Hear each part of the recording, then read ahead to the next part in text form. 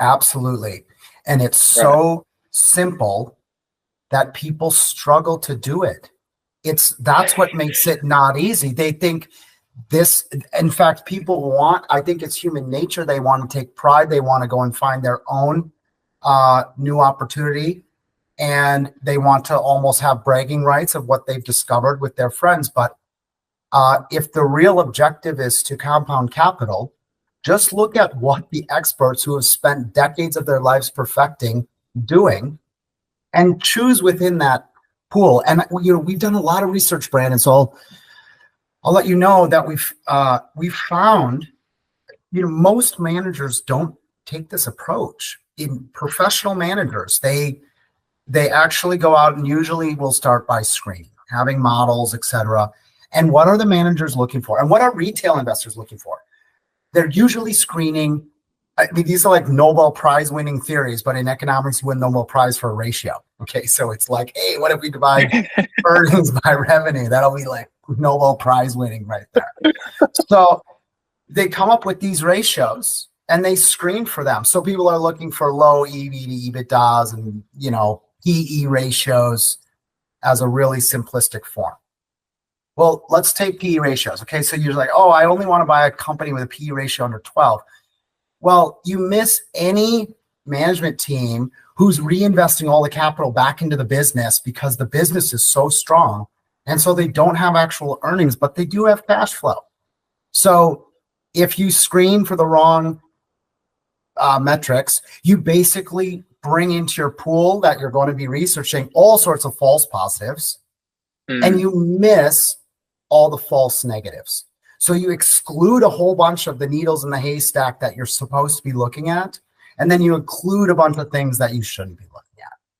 And so you're much better off to start with the 13 Fs, because if you look at the 13 Fs, they wouldn't filter well. We've been owners of a company called Daily Journal for about 5 years. And when we first started talking about the firm, the finances, and even today, the financials and the financial statements absolutely didn't match what was happening in the economic reality of the business. So if you are screening, you would never in your wildest imagination have Daily Journal fall into the pool of assets you should be looking at. And it's an incredibly strong, wonderful business. It's been over a double for us, and we'll hold it for decades. A question I want to ask you is, what out of this process that you've followed, what's been your most satisfying investment? Is there one that stands out to you where you kind of followed this approach, you made a big investment and then it just really worked? Is there one that stands out like that? I'm really pleased with Daily Journal, which we just mentioned, because in studying that firm, I think it makes me a better investor. How so? Because Daily Journal has been run for 42 years and put together by Charlie Munger and Rick Guerin, which is just hard to fathom in itself. They started with a $2 million purchase of some newspapers, and now we have a $600 million market cap firm, and it took them 40 years. So over those years, these men that invented these ideas of moats just put everything they could possibly imagine into the structure of the business. So as you peel back the layers and the onion of everything, you just find moats after moats, and it's unbelievable advantages. Charlie Munger used to always talk about it like, you can't teach the new dogs the old tricks. And so I go in there trying to figure out what all these old tricks are. And it's things it's things that are simple and not easy. It's like treating your customers right, not ripping them off. And guess what? It really works. So, and there's other obviously more advanced moats than treating your customers right, but you'd be very surprised the way that they go about the RFP process compared to their main competitor flips the whole IRR from a negative to a positive. And it's just because of Charlie Munger's genius. So all of these things help me to look for other things. And in fact, I run my business differently as I learn what they did with Daily Journal. So I learned the best practice that maybe isn't in the textbook, because they just embodied that within Daily Journal.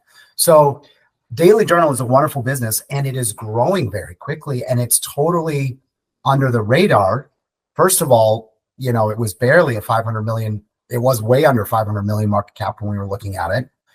built again by Charlie Munger and Rick Guerin, and packed with all, there's 300 employees. They're all friends, and they've been working as colleagues with the greats for decades.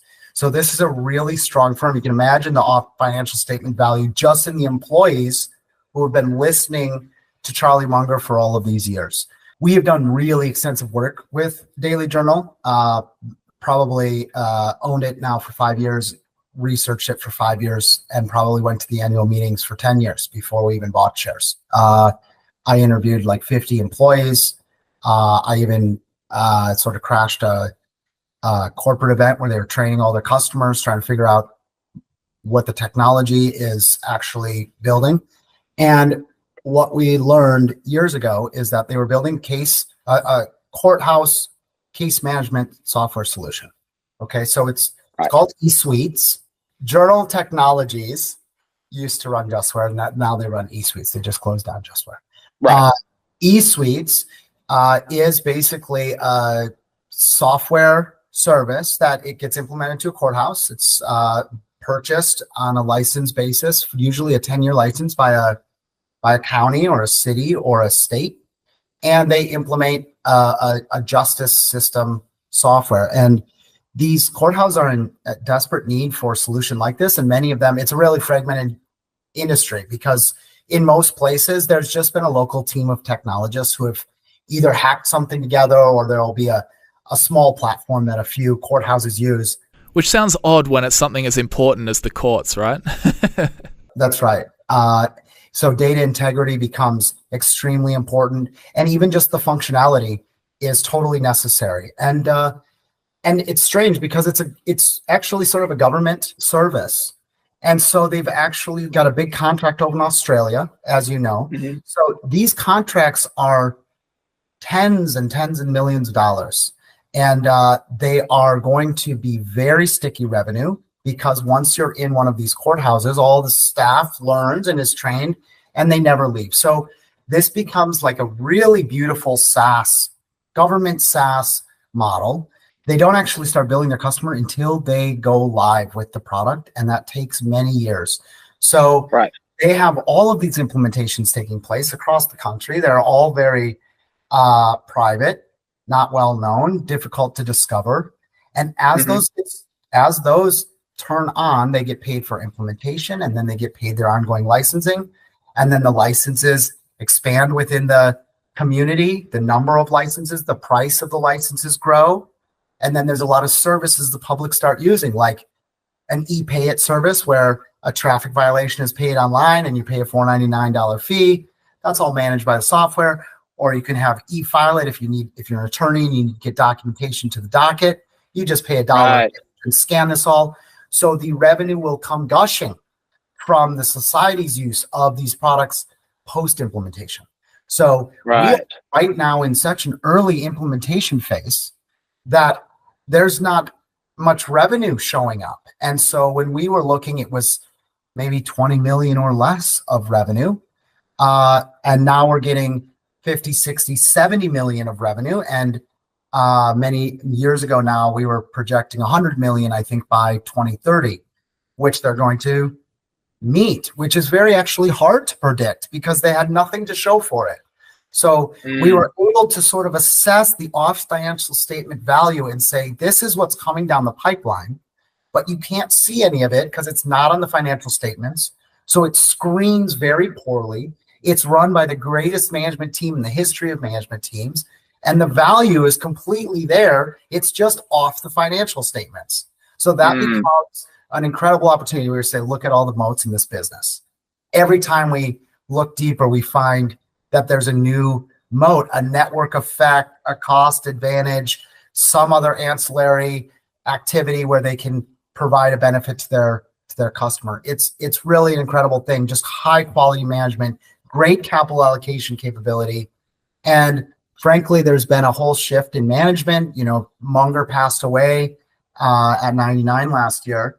And so Stephen Myhill-Jones has taken over, and it's been a question in many people's minds. How is this going to work? The guys from Tiny, Andrew and Chris, brought Stephen to Charlie, and there was actually going to be a big merger. It was a It's a very interesting story. Charlie didn't know what to do with Daily Journal as he was getting up there in age.